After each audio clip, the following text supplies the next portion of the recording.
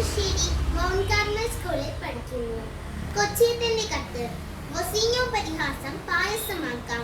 പ്രിയ DCL കൂട്ടുകാരി, അർജന്റീനയും Cape വെർദെയും തമ്മിലുള്ള ആവേശ പോരാട്ടം അന്ത്യത്തോടടുക്കുകയാണ്.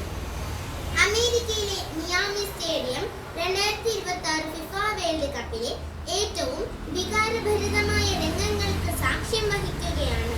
ജനകോടികളുടെ രോമാഞ്ചമായ കാൽപന്ത് കളിയുടെ മഹാരാജാവ് ലയണൽ മെസ്സിയുടെ 5ലധികം ഷോട്ടുകളാണ് കരിങ്കൽ ഭിത്തിയിലടിച്ച് തെറിക്കുന്നത് പോലെ ഗോൾ മുഖത്തിന്റെ നാനാവശങ്ങളിലേക്കും ചിതറി വീഴുന്നത്.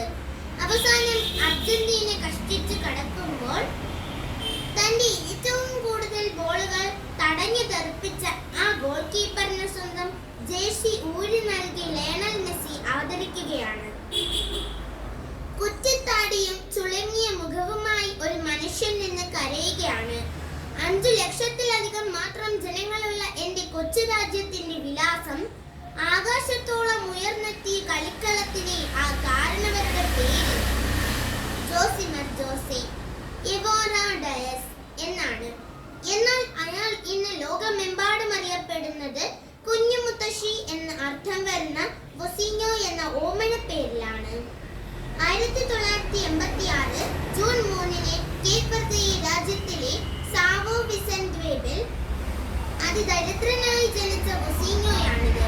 പിതാവ് പട്ടാളത്തിലും അമ്മ കൂലിവേലയ്ക്കും പോയതിനാൽ മുത്തശ്ശനും മുത്തശ്ശിയും വളർത്തിയതിന്റെ പേരിൽ കുഞ്ഞു മുത്തശ്ശി എന്ന കിളിപ്പേര് സ്വന്തം ഔദ്യോഗിക പേരാക്കി മാറ്റിയ വൊസീഞ്ഞോയാണിത്.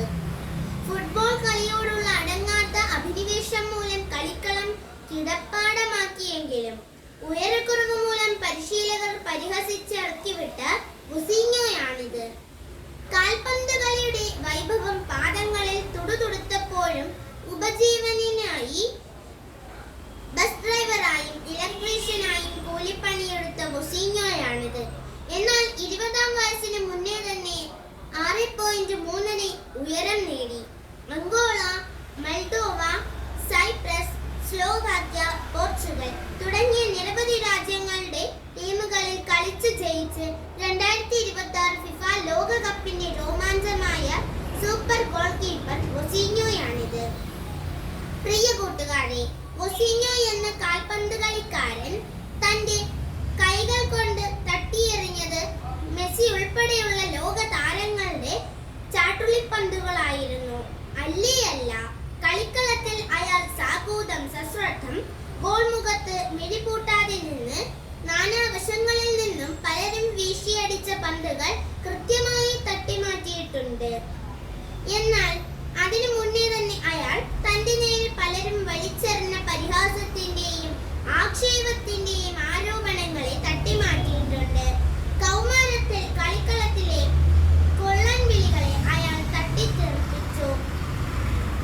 പൊക്കക്കുറുവിന്റെ കളിപ്പേരുകൾക്കൊപ്പം മുത്തശ്ശനെയും മുത്തശ്ശിയെയും ദൈവത്തെ പോലെ അനുസരിച്ചപ്പോൾ കൂട്ടുകാർ വിളിച്ച കുഞ്ഞു മുത്തശ്ശി എന്ന പരിഹാസപ്പേരുകൊണ്ടയാൾ തന്റെ ജീവിതം മധുരത്തിന്റെ പായസമുണ്ടാക്കി.